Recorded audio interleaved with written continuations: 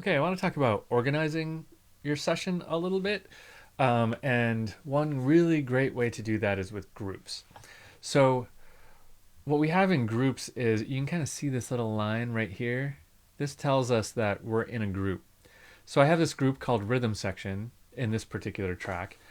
And if I close it, it's going to hide everything that I've called rhythm section from this talk track all the way up to the drums. Okay, so boom, there's all my rhythm section just kind of tucked away, right? So groups are really great for just organizing things. I also have a saxes group here. I can hide that away. I have a brass group. I can hide that away. And then I have this all MIDI everything. One thing worth noting here is that groups can be within groups. So in the rhythm section, I have a group called drums. And here's all the drum tracks, right? So this drums group is within rhythm section group. Some people have done some really kind of hilarious examples to try to figure out how many groups can go in groups. So you have groups within groups within groups within groups. I don't think anyone's found the upper limit yet. So it can go on forever. You can have groups within groups within groups within groups. You can keep going and going and going.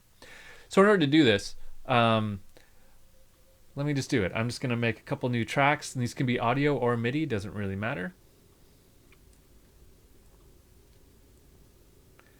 So I'm just going to make a couple audio tracks at the bottom here. All I would do is select the tracks that I want. So let's say this 50 through 52.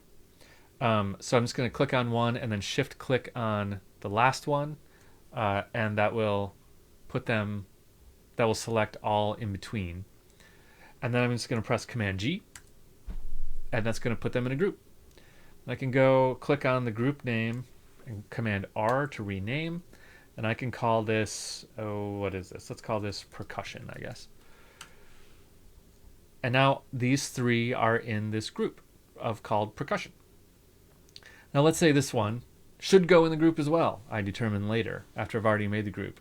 Easy enough. All I have to do is just click and drag and plop it right in there. And now it's in the group as well. This one, let's put it in there also. Okay, so now all five of those are in the group. I can hide that group by just clicking right here. And now that group is out of my way. Now there are a couple things you can do with a group other than just organizing.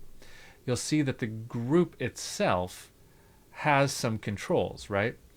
It's got, a activator so you can mute it, solo it. It's got its own volume so you can adjust the volume of the whole group. You can also do things like put effects on the whole group.